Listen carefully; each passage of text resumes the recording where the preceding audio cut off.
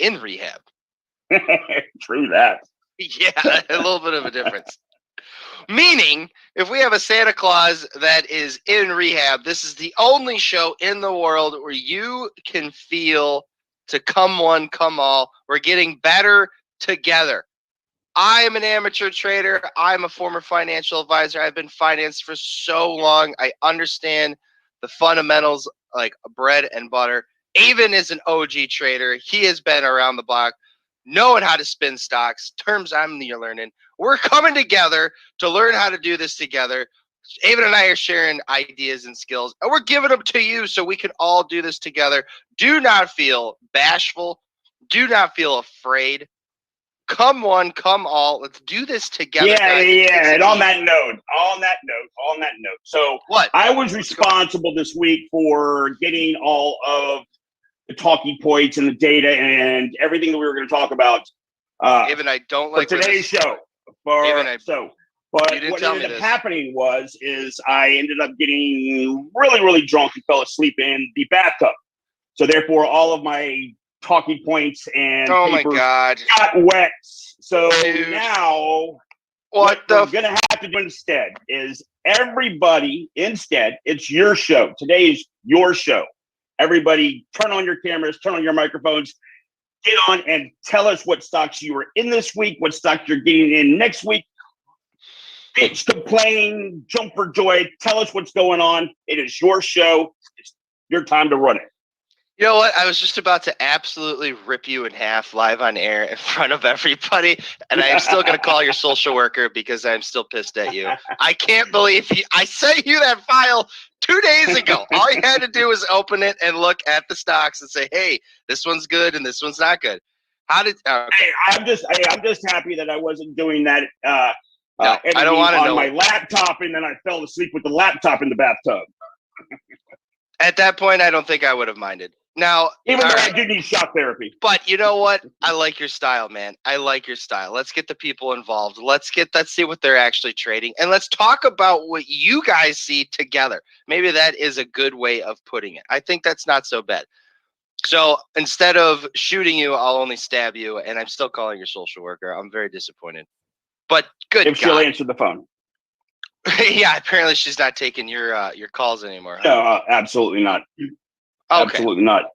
So to get you guys started, though, I will say that here we go with the three top movers this morning. You got ERYP, which is at 68% pre-market. You got ARDX, which is at 12.28% from yesterday, and then you've got HUDI, which is 11.71. So ERYP is a pharmaceutical stock. I believe ARDX is as well. Yeah, Biotech. So those are your three movers this morning. But everybody else, tell us what you're into, what you're going to do today, how much money you're going to make, and pay for my rehab. What?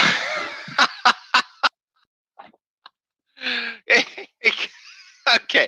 Good morning to the YouTube, the Twitter, and the Twitch following. So glad you're here. Welcome. This is the place you can be yourself. This is the only place in the world you can talk stocks in heavy metal t-shirts. So, point being, yes, actually, please stream in, throw in your tickers. Please note, if you're on the YouTube and your camera's on, you're going to be a fucking celebrity today, big guy. You are going to be on air with us, and you're going to be broadcasted all around the world to our 110,000 YouTube subscribers. So don't be afraid. Please know you'll be on camera and have a good time. Before we jump into, as the tickers are rolling into, man, is it just me, or is there not a lot of heavy movers this morning on Friday? No, there's not. Dude, am I like literally missing something? So there's so Anthony on YouTube says Pinterest, which Pinterest is down 20% this morning. Holy down 20%. Shit.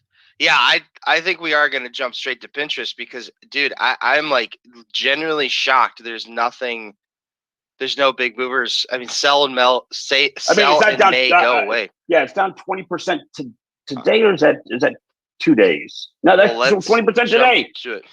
What is the pins, huh? Holy crap, what the hell happened? It might be just in line with everything that's happening in all these large companies that are just reported, they're not looking at a very as good of a third quarter. Their guidance isn't as good of a third quarter forecast as the earnings, the year-over-year earnings they just had, which were beats on a lot of them. Amazon, they started selling Jesus off. Christ. They started selling off right as the earnings were coming up because they were giving that third quarter guidance. Same thing, I think, with Facebook. And so all the large caps are just, there's going to be a lot of profit taking, it seems like. So maybe this is where we see small caps come back because they've been sideways for so long. And, once that happens, we'll probably see the IWM start to get stronger before we have another rotation into value, maybe. Dude, I like. You don't know how much air got sucked out of the market yesterday too on the Robinhood IPO. I mean, all those retail kids pulled their money out of everything else and put it into Robinhood and then lost their ass. Avan, dive into that for a second. Do you really? Are you making a joke, or do you really think that's real? What, that money came out of the market and went into Robinhood? Yes. Oh, absolutely, it did. Why? Because anytime there's an IPO, man, all of your amateur traders always think that, oh shit, it's an IPO. I buy in the second it starts trading, and then it's going to pop up 10, 20%, and then I'm going to make a quick buck. But the reality is, especially of late, that doesn't happen, man. You're lucky if it bumps up 1%. I mean, Robinhood was down 8%, 9% at one point, I believe, yesterday. And I mean, even your good companies, like Amazon was down over 200 points. Tesla was down, but then Tesla yesterday blew up. I mean, because of the new sodium battery news, which won't even go into manufacture until 2023, I think. Don't even get me started. I'm not gonna get you started on your. I've already had a rough start to the day, Avan. I sent you that file. You ignored the file. God damn it. Man, well, I'll save some grace on it. They had a big picture of Elon on it, so at least you're happy. Yeah, that's probably why I ignored it. Kathy Wood seems to like the Robinhood IPO. She bought about 1.3 million shares. Yeah, I don't know what's going on with her, man. It was bad enough that she's purchased all the coin base, but I mean, Jesus Christ, why would you buy all of the Robinhood? I mean, 1.3 million shares of Robinhood. It's like 0.2% of her portfolio. Yeah, I mean, she's very forward looking. She's got stuff that she's holding on to that she's buying now that she expects is going to have a big turnaround in what, like 5-10 years. So let me ask you a question, right? Okay, and I'm sorry that I interrupted you, Joseph, but okay. So the premise of Robinhood is so that beginners can get in and they can invest pennies here and a couple dollars there, and they can get percentage, parts of shares and stuff like that. But you would think that long term, right? That after a while, when you spend enough time in the market, you're going to want more tools to play with. And I don't think that Robinhood, at least at this point, gives you the kind of tools into trading that a Benzinga Pro or a TD or any of your major brokers, So, and you guys know that information is everything. I don't believe that Robinhood does it. I think it's just day trading it's stock trading for crack dealers. I just don't get it. Yeah. Somebody correct me if I'm wrong. No, you're right. I look, I'll admit, I started off a while back using Robinhood because I didn't know where to start, and I just remember their brokerage being advertised during Super Bowl and football. So great answer, Joseph. Yeah, so I was like, okay, well, I'm gonna start. I guess I'll start there, and then as you start learning about the industry and the market and what brokerages are good and which are bad, you're like, okay, well, maybe this isn't the best one for me. And you start to gradually, get out of your positions, and then you move all your money into different brokerage. That's happened to me. I don't use it anymore. It's happened to other people, but it's a starting spot, and there's still money flowing into those starting spots. So that's the value she sees, is that there's going to be a lot of people that are always going to be interested in starting somewhere in the market, and a lot of people are going to unfortunately choose Robinhood as their broker. Right, but aren't you gonna hit terminal velocity at one point? I mean, how many new subscribers can you sign up? Tell Charles Schwab that. No. Every year there's new 18-year-olds, dude. Yeah. Nope. No. Avan, you've got a great point. And no, and folks, by the way, shoot me an email, MikeRao@Benzinga.com. And Avan, please throw that into the YouTube chat, MikeRao@Benzinga.com. You will get a 3 free full week trial of Benzinga Pro, and I have a 40% off coupon exclusive to the viewers of our shows. So jump in, this is the real deal. There is nothing better or more powerful than Benzinga Pro to manage your current portfolio or find the next hot stock. It's just simply everything you need in one spot, and we make it easy. And guys, there's a friggin' ecosystem like this every day you can plug into and talk about this stuff. So you do not have to do this solo. Jump into Benzinga Pro right now, 3 full weeks. We're going to take care of you. Plus, you're going to get a massive discount. I want to save you capital so you can get in there. My point overall, though, Avan, you're absolutely right. But until people understand how the scope of what it takes to really be successful in finance, the simplest and easiest is the way to go for them. So I put this kind of this way. The stock market was not easy 2 years ago. It looked easy last year. So people are going to jump to the easiest thing. And I think Robinhood, the market made a lot of people feel rich via Robinhood. The market made people feel rich via Robinhood. I think it was a kind of a means to an end, and that's where it comes in. But it will have somewhat of a shelf life. Exactly, Joseph, great point. Eventually you're going to hit that roadblock where you're like, I don't know what I'm doing. And that's how we get a ton of Benzinga Pro members is they get started there. You're absolutely right, Avan. They don't have the tools for success. They stumble, they look for a spot, they come to Pro, and things drastically change. But those two things, you guys are so right. Yeah, there's no way that Robinhood gives its users nearly the amount of information, technical analysis, intelligence that Benzinga Pro does. I mean, it's apples and oranges. You can't, guys. Stocks go up when all the stocks go up. It's easy to make money, but when the stocks go sideways, or you have no idea why they're going up, or you got to find the next one that goes up, you need a lot more. You need a lot more work than Robinhood. Now, we have a great. This is a tickers. I know the tickers are starting to pile in. Don't get left behind. Throw your ticker in. We have a great ticker in our chat, our side of Benzinga Pro, from one of my favorite viewers, Gary Morris. We talked about. He's absolutely right. We talked about this a little bit ago. Water, guys. Avan and I had a great stock pick for water a couple weeks ago. This is a commodity that is going nowhere fast and not in a good way. So, Gary, I know you may not be able to jump on camera, but do you have any way you could throw us a few thoughts on why you like Consolidated Water on this ticker, CWCO? Charlie, what's W in the cool alphabet? Does anybody know? What in the what? That's a tough one. You should know, Avan. You were in the military. I'm having a complete brain fart right now, man. That's a tough one. Whiskey. It's whiskey. All right, whiskey. Charlie Whiskey, Charlie Oscar. There we go.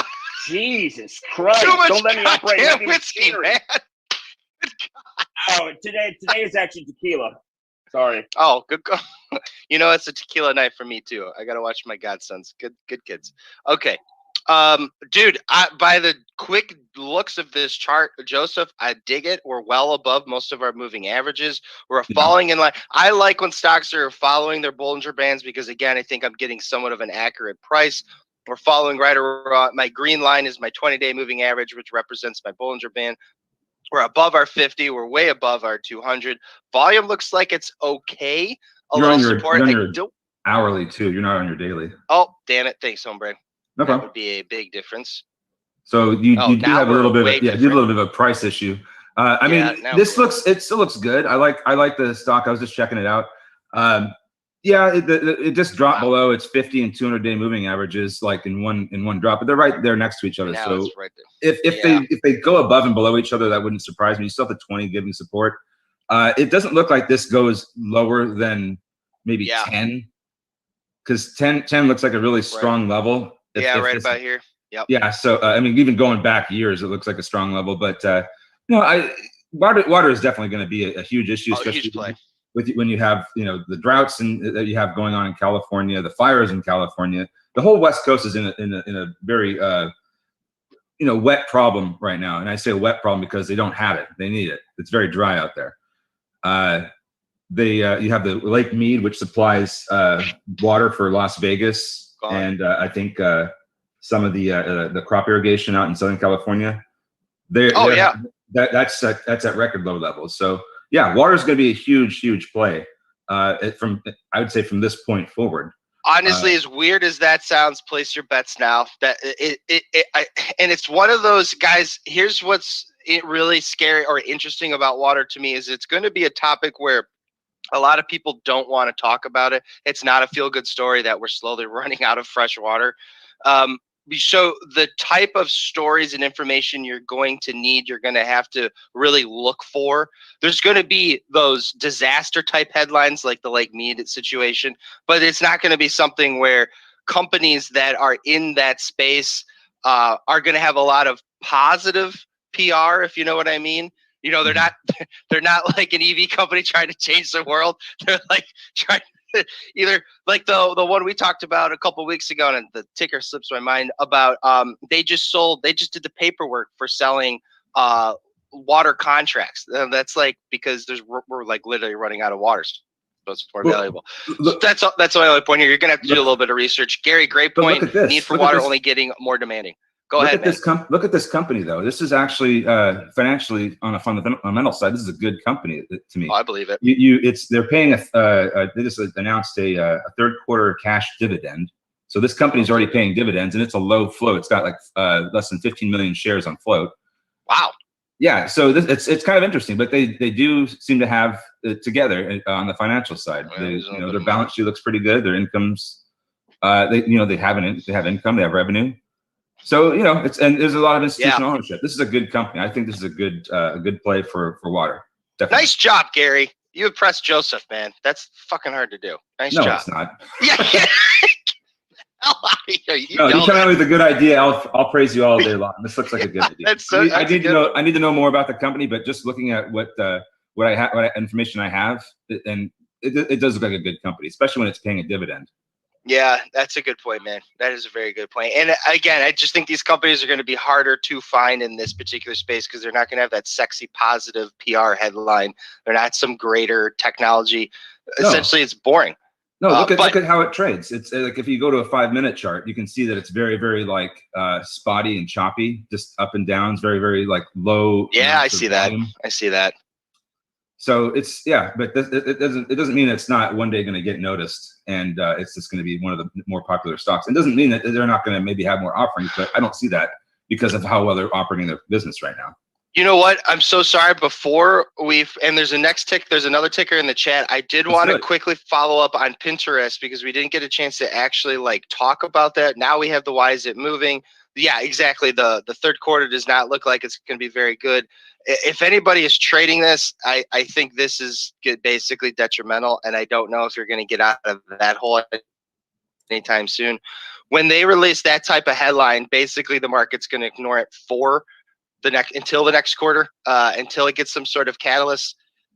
If you're going to be holding this one, don't look at it until next quarter. I don't think. Yeah, look at the gap down on that, man. It went exactly, from 75, 85, that's all nuts. the way down to 61.27. If you really want to, you can sell it, move on, take the capital, put it into something else. Like Gary's pick, the CWCO. But this thing does not look like it's going to be recovering anytime soon. I think you're kind of either going to be holding it or you got to move on for the moment being. So you set it, forget it, or just put it behind you. Anything else? Any other final thoughts on Pinterest? But I don't think it's coming back. Not 20%. I mean, that's a pretty big move. Mm-hmm. And look, the thing is that it's not like they're going to suddenly stop making money this third quarter. They're just not expecting the same year-over-year results that they had last year, or that they've been having these past quarters. There's definitely going to be some weakness in these larger caps coming up, and that's I think what the market's anticipating, especially with their guidance saying that they don't expect a strong third quarter. It makes total sense that people are going to start profit taking when they hear that. Like, oh, the third quarter is not going to be the best. Well, then I better get out now. That's the point. So it's not going to move for another 3 months. But too many people leaving like this creates a buying opportunity. It's kind of a valid point. Let's check out the RSI on that real quick. It's really starting to get oversold. Like just after these earnings. Dude, then all right, maybe you can start a new position and buy the dip and then try to get some cash back. I'm not saying go out and buy the dip today. I'm saying this is already pretty oversold. If you go to a daily, you can see that we're below 30 RSI, and it's made Pinterest has been making higher lows except for today. Now it's just broken through all those. It could jump back up if not today, maybe next week. This seems like you say jump up. I agree, man. I just don't think it's going to be. I think it's going to be a slow grind. I'm not saying gap. I'm just saying it's going to. We're probably going to see a good green candle next week, maybe Monday. Yeah, I can see that. It seems like this is like too much selling all at once, and so it looks like it's creating a buying opportunity. Because look, effectively, this enters a 20% drop. This stock just entered its own bear market. Yeah, that's what a lot of stocks have done. Not just in this session of earnings, but this year. After they ran up in the first quarter, they just got hammered down in the second. I think Penn was one of them. There's some stocks out there that the names that they just have run ups and then these 20% or more drops. Go ahead, Avan. Wish that I could see the exact number of shares that were sold and the percentage of the total available shares that was transacted on that 1 minute or that time frame or that gap down. Yeah, I'll give you that. You know what I'm saying? I would love to be able to see why, because if you had say 1 million or 2 million shares sell at 1 minute, that's got to be institutional. And that's not going to be, a bunch of retail traders reading the Benzinga Pro, feed and going, let's all get out as well. I would love to be able to have that access on Benzinga Pro. Hint, hint. I know what you're saying, Avan, and the only way I would do something like that is just to go down to like a 1 minute or 5 minute chart and just go into the after hours and see what was going on. I can see that from that one big red candle. In the after hours, that just in that 1 minute, almost 200,000 shares were traded, which I guess is a lot for that company, because this is after hours too. Because in the minutes afterwards, you have like 1,500. I guess so. Here's some more. Here's some 215 that are starting to get bought up as it bottoms. Holy crap! So if you just look at the volume, like in the after hours, you can see like where these. These amounts are coming from, and they're large. But is it though it's saying 200,000? Is that total shares that were transacted, or is that 200 sold, or 200 or 150 sold and 50 bought? You know what I'm saying? I want exact numbers. Oh, I just don't want a total. I just don't want a total volume. Question. You're looking at book orders, like just the whole book order for the entire minute. Yeah, the whole book order. I want to know exactly how many of those 200,000 shares that were sold in that minute were buys and how many were sells. You know what I'm saying? So that way, exactly, what the transaction was. And, if you spread out 200,000 between 5 minutes, and it's in little bits and increments, you could almost pretty much rationalize that was retail, over those 5 minutes, everybody getting out. But if it's, that in that 1 minute, 200,000, bam, all at one time, then that has to sound like institutional to me. Well, even worse, if the institutional buyers are saying this is dead money to me for a while, that's not good news. You probably 100% right, Joseph. You are probably going to get a bounce because it is oversold. But you're not going to recover that 20% anytime soon. No. Right? Doesn't mean it's not, again, not a bad company. The quarter is probably going to do well. They're going to make money, 100%. Just to my main man who threw it out in the chat, dude, either you got kind of, I guess, 3 plays. You're either holding it for indefinitely now. 2, you can open another position now. And Joseph's absolutely right. You're going to get a little bit of a bounce. When you get that bounce, sell it. take that profit, move on to something else, or 3, you're going to sell everything right now, or you're going to move on to a completely different ticker like General Motors. Great suggestion from the chat. Thanks, squad. Thanks, team. Let's jump out to the daily. Joseph, tell me if I'm wrong on Pinterest, but I think those are your 3 basic plays. We'll jump into. Oh, sorry. Let me just go back to Pinterest to put my thought on it. So, I mean, this is not a bad company. They're gonna keep making money. They're gonna be fine. So if you're just gonna stay in it and hold it and for like years, I think you're fine. You're gonna see probably these fluctuations from time to time. I don't know how what your time horizon is, but if you're doing this for a trade, you probably want to. I don't know that you want to be out of this if you haven't got out already, because now here it's kind of like, well, is this where the bottom is?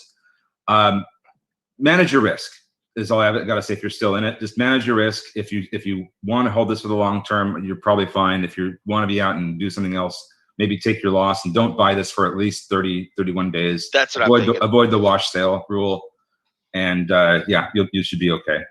We got covered. Joe, on Pinterest, I think there is a big because of the COVID, it has really gone really kind of high because people were free sitting home. They were downloading things from Pinterest and using much. That was the interest on Pinterest, I think. And now because it has dropped down so much, is because of people are busy back again in their life. Dude, great insight. Yeah. Yes. Thank you for speaking up. We agree. That's a great point, man. You're right. Everyone's moving on. And cool.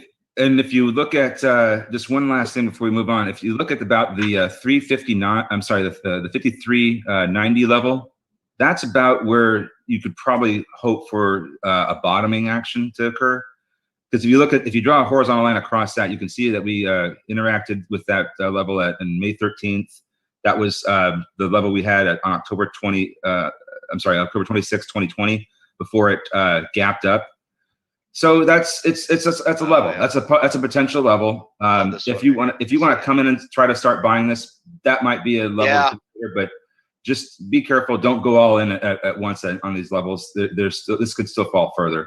You have the 500 around 42.82, 83.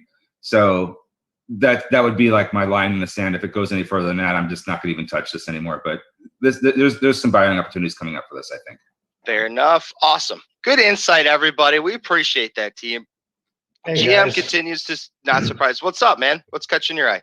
Oh, I'd like to give a shout out to Benzinga Pro because yesterday we had a ticker LC lending club that came up on Benzinga Pro, and that thing was going up and down like crazy yesterday. And I got in and out of that thing so many times, and I had one swing that made me $1.72 a share. Whoa! Yeah, you're buying me dinner tonight. Whoa! It was crazy yesterday, and paying for my rehab. We have so many opportunities with so many stocks in a day. It just shows the importance of being part of a community like Benzinga Pro, because you can't do everything on your own. Impossible. And you have to look, it was one of them right place at the right time things. And had I not had my membership, I would not have seen that one. Awesome. Well, some things you can do alone. Some things you can get out of here, Avan. Right, let's stick with the good stuff. Right, Robert, thank you so much for speaking up and letting us know your good news. I'm very happy for you. That is awesome. That is kind of seeing a lot of hard work pay off in finance is just awesome. It's incredible. So I'm very happy for you. Thank you for speaking up. Thank you for the kind words for Benzinga Pro. Guys, he's absolutely right. Do not miss out. You're not alone, and you need a lot of work. You need a lot of information. I mean, information is boring. You add in some cool people that you want to hang out with, and you actually have a recipe for success. Robert, that's awesome, man. I'm looking forward to hearing some more picks from you, man, down the road. That's great. Lending Tree has been something I know it's been caught my eye recently. That's great, man. I'm just happy to hear that, and I hope you're in and out, and let's see where it goes from here. This one just had earnings recently on 2 days ago, and it looks like they have some good guidance for their third quarter. So this one is contrary to some of the other big names where they've just been selling off because they're not looking at positive third quarter. This one, on the other hand, just explodes over the 20 and 50-day moving averages, and now it's still hanging up there. It's still hanging up way up there. So these are dailies. And this isn't an invitation that you should get in. This is overbought. This is way overbought. Hugely. So I would expect maybe it to come down a little bit, but this is still, a pretty good looking company. You're making higher lows ever since the third quarter on of 2020. You could literally draw a trend line on these lows that they keep hitting, and it's just like a straight shot all the way up. I would see that as support. This looks good over the while, and it could go further up. I just don't know when or how. But these second quarter earnings and the third quarter guidance, that's good for this company. Awesome. I'm happy to hear that. Good. But I was reading an article on Benzinga yesterday that housing is tumbling right now, that prices are going back down to pre-COVID levels. The only thing that is going up is refinancing. So, I don't know how much. I don't know how much business Lending Club does in mortgages or not. Even better for Gary. Got in and got out, man. He saw the spike and he took advantage of it. That's why you need the research, right? Absolutely. Intel is everything. Intel's everything. And I'm a huge Rocket shareholder, so that's good news for me too. Okay, what is next? We got now in about 5 minutes. There's a personal stock I'd like to check. It's Deutsche Bank. It's an absolute favorite of mine. If we could maybe do a deep dive on that, that'd be great. But let's try to get one more ticker in. Gary, what's TDOC? That's one I'm not familiar with. TDOC. Teledoc. Oh my God, I haven't heard of Teledoc in a minute. What is going on here? That's a Kathy Woods play, isn't it? Would not be surprised. Ooh, don't like the I don't know if she owns this, but I'll tell you, this is something that we discussed in Happy Hour, Benzinga's Happy Hour, and we like this company. There are some other plays, and I wrote them down, that if you're interested in this space that they're in, the telemedicine, where basically instead of making like an appointment to go to a doctor's office and sit there waiting and only to be told that you need to see a specialist, you can just schedule an appointment with them online and have an online interaction with them, and then they can tell you that. I do all of my doctor's visits telehealth now. So Teledoc is one of them. The other is ONEM, and the other is AMWL. Those are the ones that are also in that same space, and they're cheaper than Teledoc. So if you want to be in the space, those are some you could consider. But this is a space in tech and health that I eventually believe is going to be really, really big. It's already becoming big. And nobody wants to go to a doctor's office and spend like 2 hours of their day waiting just to be told you need to go somewhere else. So this is eventually, I think, going to be one of those really good plays in the long term. Teledoc. Well, it's safer too. You don't have to, go into a doctor's office that's full of other sick people. You go and you do your telehealth visit. He tells you, what's wrong with you. He writes your prescription and it's done. And seamless. It is definitely the future of medicine. Definitely the future of medicine for sure. I'll give you that. Gary, that's a good question in the chat. I don't know. If the doctor, you'd probably have to go see a specialist. If the doctor does ask you to take a look, maybe you should end the stream. And make sure no one else is on the stream too. You might be having a side gig going on there. Make sure it's not a Zoom link, buddy. That's a good one. Not bad. Okay, well, Joseph, would you kindly mind walking my mental health through Deutsche Bank? Is that walking your mental health? Yeah, because this one has been such a wild ride. We've been on this one for such a minute. I know we've got various levels. We have various indicators. Joseph, if you'd like to share your screen, let me know. But what is catching your eye right off the bat? So the whole thing that we set up for Deutsche Bank a while back when we were looking at this one was, as soon as it touches the 20-day moving average, we should start to see some pretty significant movement. That's actually happened. It's just that we were expecting it to hit. I can share my screen. I just need to get that control. Let me make you the host. I got you covered. Sure. And then hey, real quick, while he's doing that, ARK Invest Teledoc is 6% of their weight at at 8 million shares, which is a $1.3 billion holding. Okay, nice so job. You're in, my screen? Okay. Yeah, man, great. So we were observing how every time that the 20-day moving average comes down below the 50, and then the price touches it, it goes up.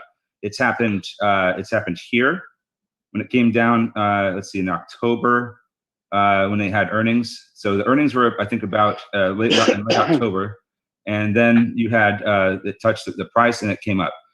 Same thing here in February. I think the February 4th is when the earnings were. So earnings were here. Yep. The price started rising. The price touched the 20. It took off. Same thing here in April when they had earnings. Now we just had earnings a couple days ago, back on Wednesday, and the price had already touched it, and it didn't move until they had earnings. Now it's starting to take off. This is we were expecting it to touch up here and then move up. This is a little bit more of a down pressure that we wanted. So I changed the way I managed this trade a little bit, because I got in with you, Mike, under 13, and then we just had this drop, and I was like, no problem. I was planning on adding more to my position. This was not expected. This is when we had that that big panic sellout. Yes. And now a lot of people. Now normally this is where you and I would have gotten stopped out. We didn't do that. I just I just didn't buy when I should have. But I did add down here at 1240. So right now we're above my cost basis, and I've just raised my stops, and I've already taken some profit when it was up here, and now I'm just trying to keep it at break even and raising my stops every 10 cents it moves up. So I have no way of losing on this trade. This has been okay. It's been an okay trade, not the greatest because it's not doing what we wanted, but I still think that we might have some a little bit more of a bounce. We're starting to do something like this here, where we gapped up, had these little two things, and then we took off. So it could be one of those things where this happens on Monday. Yeah, that's but all I'm saying at this point is, if you got in this when it touched the 20, which is what I think I should have originally done, then you would have had a way better profit to take there. So if you're in this one here and you've taken some profit here, raise your stop here and to break even or higher. And if it goes up higher, then hey, we're good. And if not, then you lose no money. So that's how I'm managing this trade. I'm mostly out of this now, and I just hope, and that's not a strategy. I just hope that this happens, because if it doesn't, then I'm stopped out and I have to look for another trade. Now, Michael, you're long on DB forever, correct? I am. Not and forever. What about you? I think it's just undervalued still.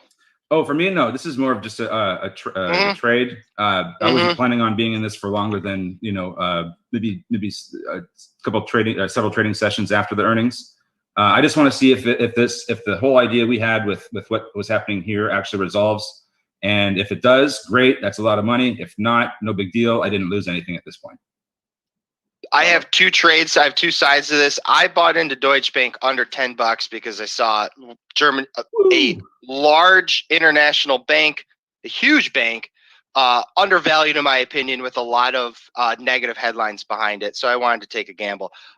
In analysis with the show, with my team here, I decided to enter into a swing trade position with right around 1250, 1244, and I'm happy about it. I personally, $15, I'm going to be happy. Yeah, exactly. I see these lines and I'm not opposed to that. I agree. I hope, but I'm not surprised if there's a little bit of a jump.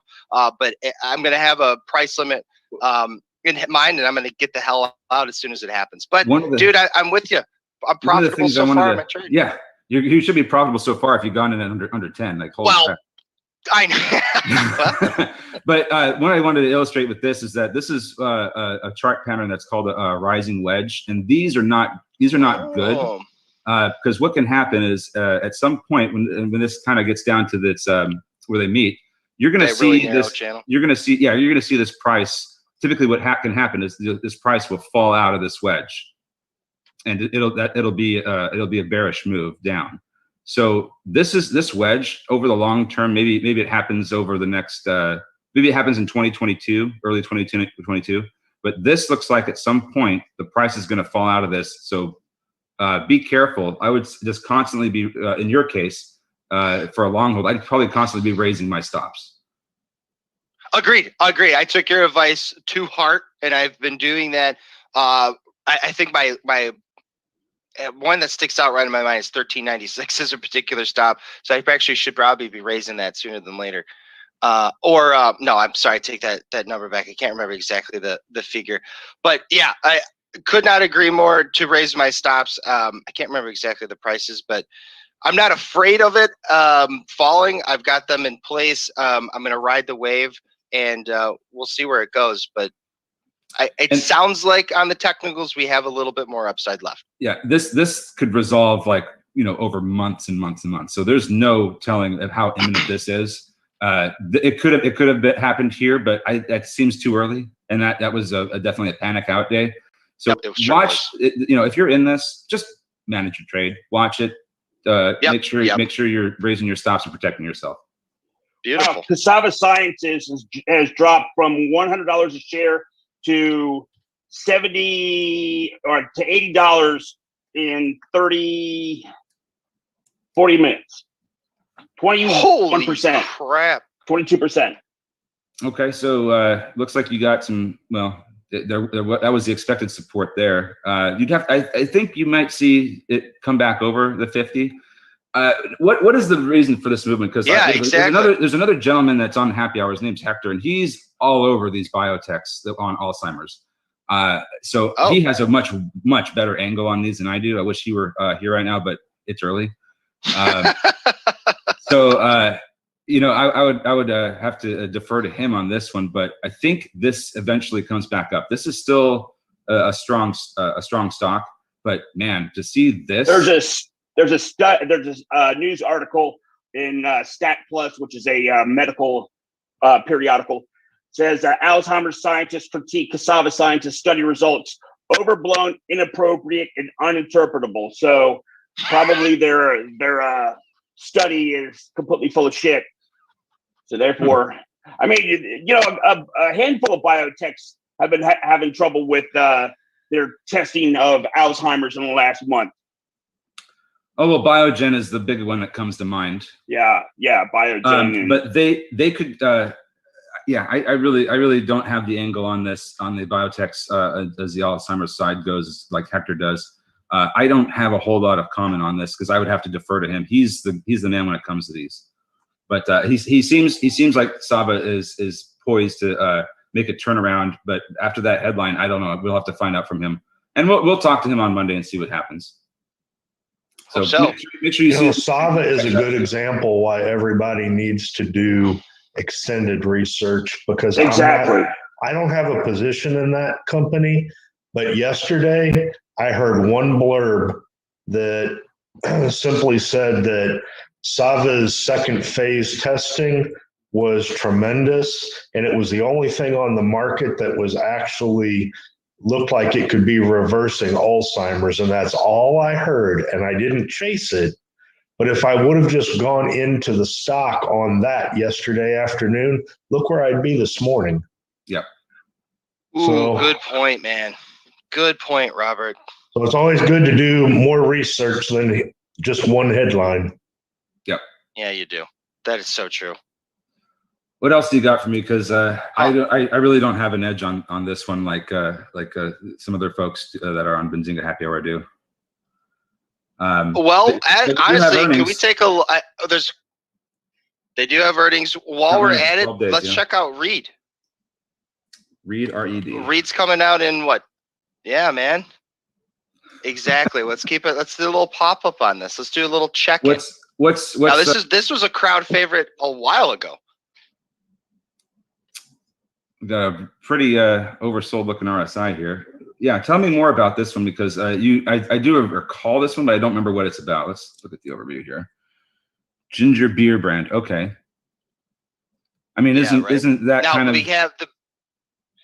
Go ahead. The big story just being. I'm sorry if my internet is absolutely being bonkers, but again, I know. I forgot to plug it to the hardwire. Big story was them getting a large contract with Walmart. They're a small company. They basically are going to sell cocktail kits, and their product is going to be included. That is our only play with this. Is we're expecting an awesome earnings from them next week, and they're cheap.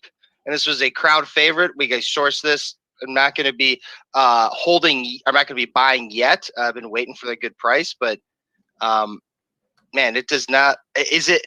Joseph, does it look like it's going to stop? Is it going to slow down in its descent anytime soon?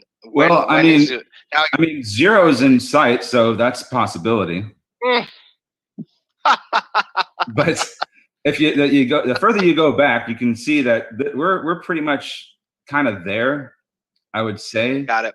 Under $1, this probably seems like it's a bargain. But having no edge on this, that's just what I can see from here. This doesn't look good. How we're just the 500 just says no. I don't know. You look like you have a really good buying opportunity with how oversold it is, but I'd have to look into this more and see why everybody's leaving this. Yeah, I want to know too. Urtech is up Urtech is up 91% right now. What is Where the hell did that come from? What's the ticker on that one? ERC. It's ERYP.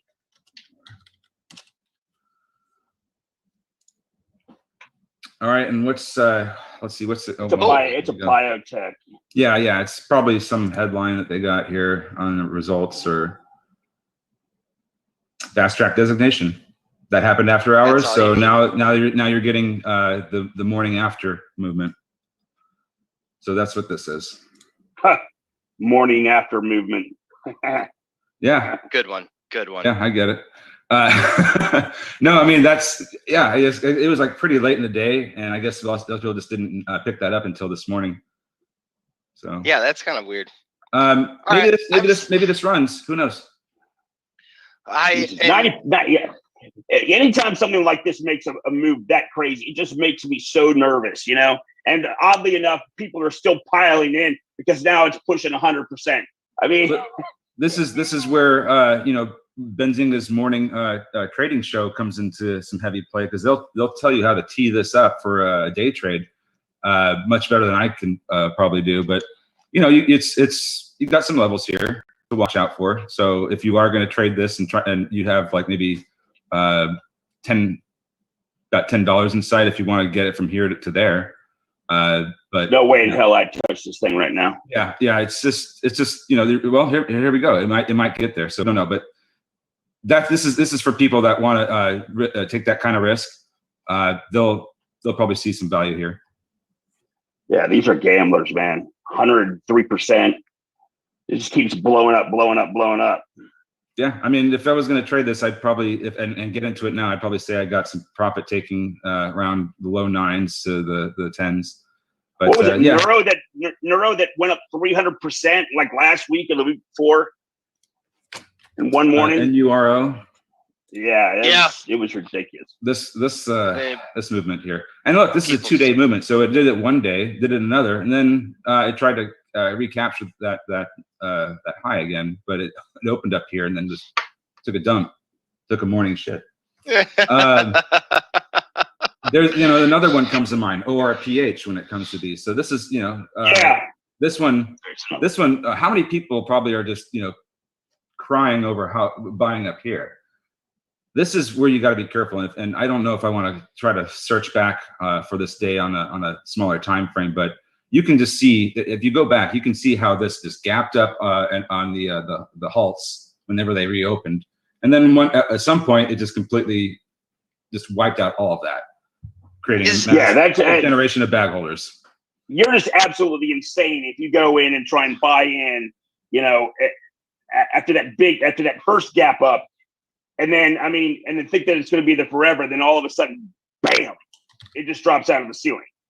Why is that? Why do people jump in like that? Is that a question without an answer? Or is it all behavioral? But why? Seriously, there's some profit to be made there if they can get in and out really quick. So if you do like, let's say like 1,000 shares for like 5 cents, so then you got a little bit of money there, but it's a quick in and out. They're probably the same. They're probably the same people that think the Kardashians is educational television. Yeah, but Joseph, if you are making that type of move, why wouldn't you understand that you are towards or at the top? Like I said, you'd have to go and look at some previous levels, and if we go back to like the 1 minute chart, you can see that we have some levels that it's getting close to right now. Look, if you go across, we're hitting these wicks over here.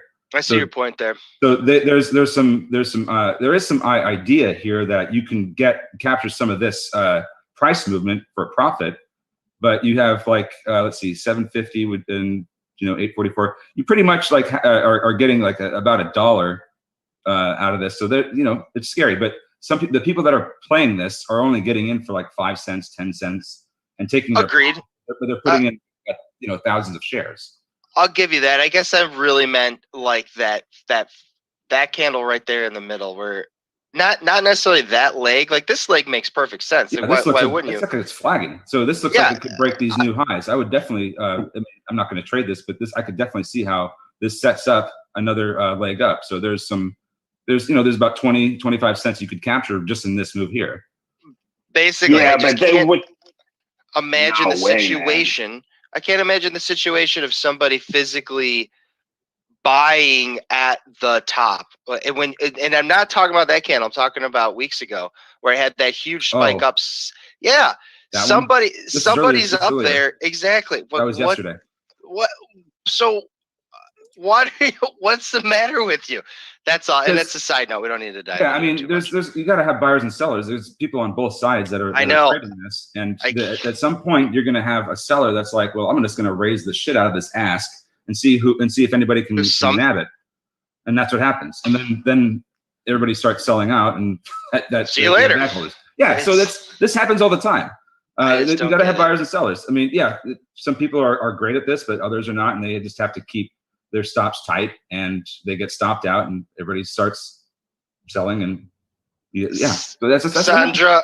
You're right. Sandra's absolutely right. And to me, to put it succinctly, every single one of those buyers are Robinhood buyers. They could be. They could definitely be. So, get Benzinga Pro 3 full weeks. Go ahead, Gary. Backtracking to Reed for just a second. At 79 cents a share, I just did a little follow-up on them. They've been in business 32 years. They're in 40,000 stores, and they just developed a proprietary all-natural sweetener system for a whole line of completely no-sugar, natural sweetened drinks that are going to be going into these stores, and their numbers come out August 12th. It might be something to really keep on the radar for the next few days. Yeah, Thank you. Definitely, and I was mentioning earlier how oversold this is. So there's definitely some opportunity here to get this at a really cheap price. At this point, I would just look at the financials, because this chart's not going to probably tell you how good it's not going to tell you how good the report's going to be, because it looks like it just completely got beat up. Do a little more research on this if you're going to get into this, but I agree with Robert. This looks like it could definitely be a really, really profitable trade if you get it around this area, and looking forward to some good earnings. Definitely.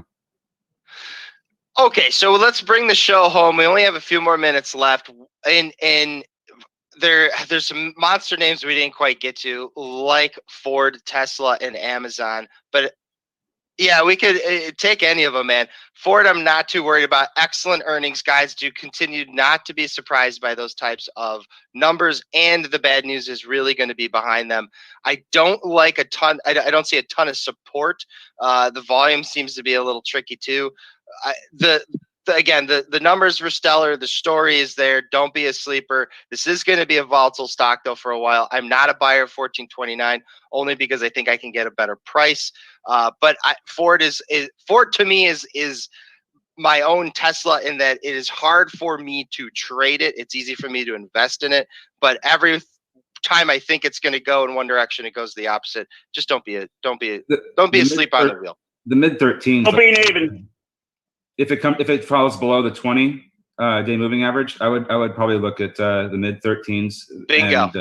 And maybe exactly, maybe even down to 13. But if it goes below 13 and you're already buying, maybe set some stops. Yep. Because and here's the thing. I know that they just got some shipments on their semiconductors for all the Fords they've had sitting in lots waiting for microchips.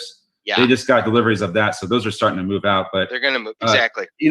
Robert had I think you were the one that had a really good angle on used cars. So what are you seeing in terms of the used car and the Ford the semiconductor front? Are we looking at maybe 2022 when this turns around? Yeah, there were some reports out on one of the auction sites just the other day that the chip shortage is not going to resolve itself for probably another 12 to 15 months. Oh my God. My God. And the vehicles that are going to really get hit by that are EV vehicles because they require so many more chips. Mm-hmm. So with everybody, on the bandwagon of excitement of EV might not affect what stocks do, but it is going to affect delivery of the higher end EV type vehicles more than it's going to affect delivery of gasoline vehicles. That is great to know. I knew that, but okay. What's a type of EV stock that's going to be affected by that? Because it didn't look like it was Tesla, and Ford right now is still selling the F-150. So I don't know. That one's good, but that's good to know. I like to see that show up in the results a little bit, man. Tesla, Go ahead, man. Go ahead. No, take it home. Take it home. No, what I would love to see is a company like NNDM, start making processors for all of these new vehicles, and they can do it to order so that they can do it really quick. Instead of us waiting for 2 years for Intel to build another, huge plant.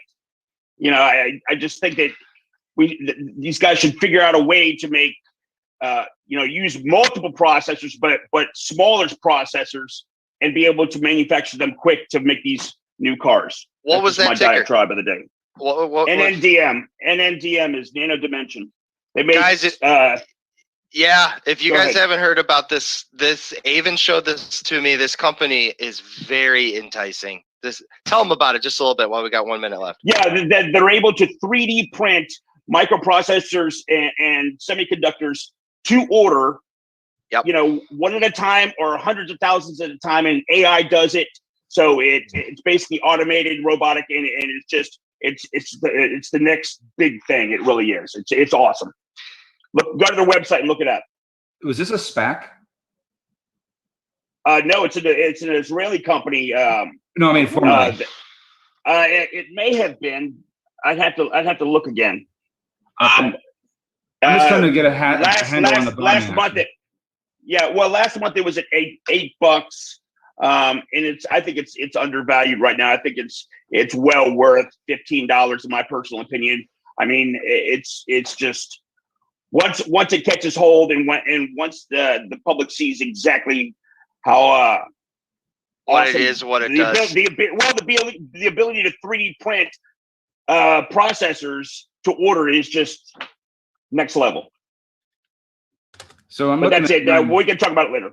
I'm looking at real fast before we go. I'm looking at 930 as a level that needs to get above, because you've just been knocking its head on it for the past 2 times it popped. So that's the level that it needs to get over. And maybe the next time it goes up there, it could be enough to push it out there. 3 times, I don't know that this triple tops. I don't see it. I think it breaks through the 3rd time. Yeah, that's my guess. I actually love the optimism. I'm actually in this one a little bit, just because I've been hearing so much about it, not from just Avan, but from other people too, about how good this company has, how much potential they have. And Yeah. right now we're pretty much at a level where it could be pretty good support. Maybe even $6 even would probably be the better. Well, it's trading for $6.30, which is a great price for it right now. Yeah.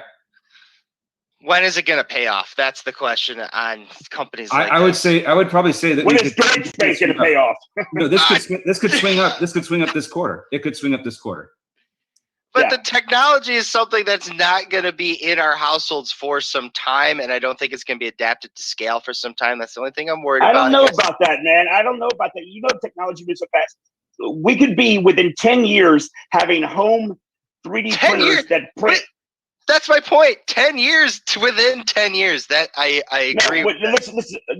We can have 3D printers in our house now. But I'm talking about the ability to have a 3D printer in your house within 10 years that to order can print damn near everything you need in your house. 3D printers are already able to use metals. They're already able to print fabrics. They're able to print T-shirts with 3D printers now. That's cool. I have a 3D printer. They're able to make machine parts. I mean, NASA has them. I mean, the military has them. I mean, before you know it, man, you'll be able to go into your garage and print off a fucking couch. On that note, that is some great insight. I'm excited about Nano next week, man. We should do a little bit deeper dive into that. We didn't get to Tesla either. We'll just a quick peek at that. But we are getting the signal. Spencer, thank you so much for letting us know. Team, thank you for being here. We